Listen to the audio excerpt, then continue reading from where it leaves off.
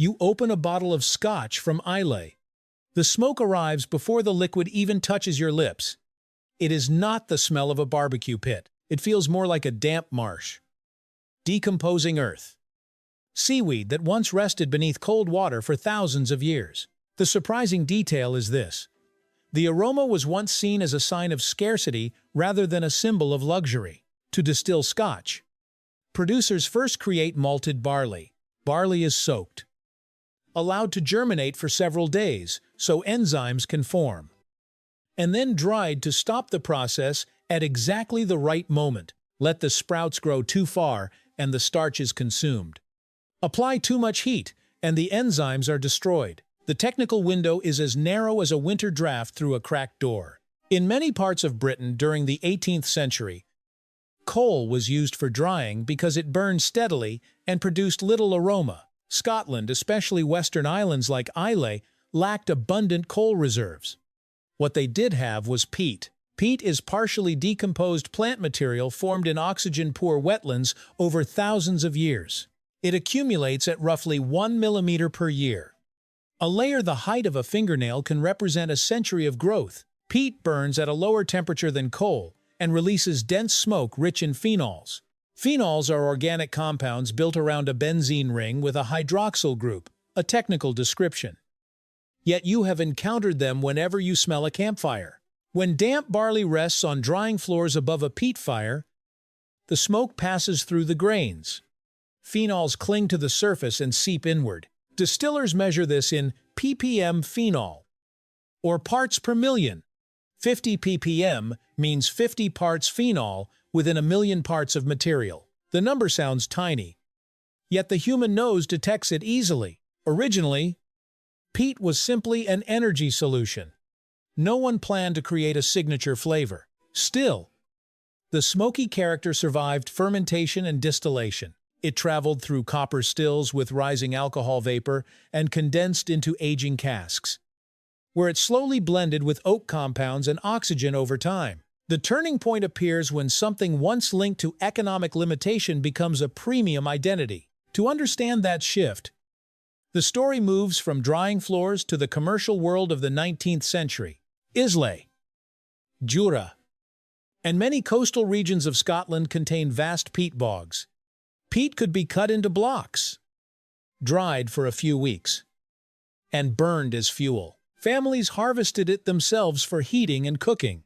The cost was mostly physical labor. During malt drying, peat smoke carries more than simple phenols.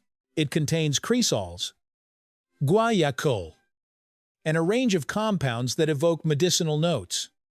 Smoked meat and seaweed, guaiacol, for example, also appears when meat is grilled over charcoal. Once barley absorbs these compounds, they bind to the grain's structure and remain present throughout later stages. Copper pot distillation does not remove phenols entirely because their boiling points allow them to travel within the heart cut, the purest portion of spirit collected.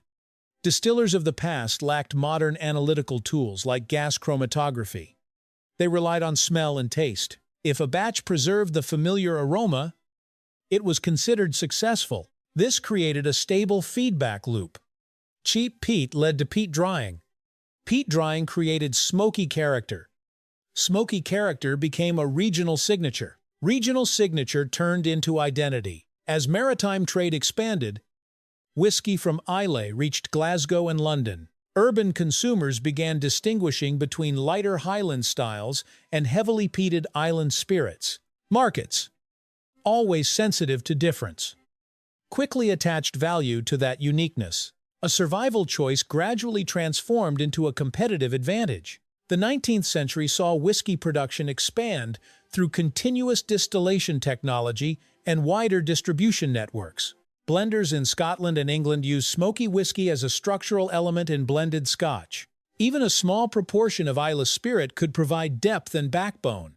The concept of terroir, the link between geography and flavor long familiar in wine, slowly entered the language of whiskey.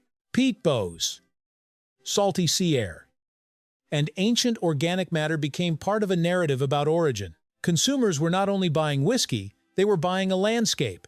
An interesting reversal took place. Peat had once been the fuel of communities without easy access to coal. By the 20th and 21st centuries, distilleries began reconsidering peat usage because the resource regenerates extremely slowly. A bog several meters deep may represent thousands of years of accumulation. Environmental preservation now influences production decisions. Modern distillers often control phenol levels with precision. They might aim for 10 parts per million for a lighter style, or 50 parts per million for a heavily smoky profile. The numbers appear small. Yet imagine a tank containing 1 million drops of water where only 50 drops carry a scent strong enough to notice. That illustrates the sensitivity of human smell. The original poverty context is now framed as tradition. Visitors travel to Islay, photograph peat fields, tour kilns, and inhale smoky air as part of the experience. The value chain has shifted. While the core chemistry remains unchanged, ancient plants burn. Phenols rise with smoke, and barley absorbs them. Smell connects directly to the brain's limbic system, an area linked to memory and emotion. When phenols and guaiacol activate scent receptors, the brain does more than label the sensation as smoke. It retrieves stored experiences, campfires, grilled food, wet wood after rain. That is why smoky Scotch is often described through imagery rather than technical language. This also explains why smoky flavors divide opinion. Some people find them compelling because they trigger familiar memories. Others perceive them as overwhelming when receptors are pushed beyond their comfort threshold. That threshold varies between individuals. Much like tolerance for spicy food. Within this context, smoke is no longer a historical accident. It becomes an example of how economic conditions, geography, and chemistry combine to shape aesthetic standards. If Scotland had been rich in coal from the beginning, the heavily peated style might never have emerged. The next time you notice a marsh-like aroma rising from a glass of Scotch, you are encountering organic material formed long before modern distilleries existed.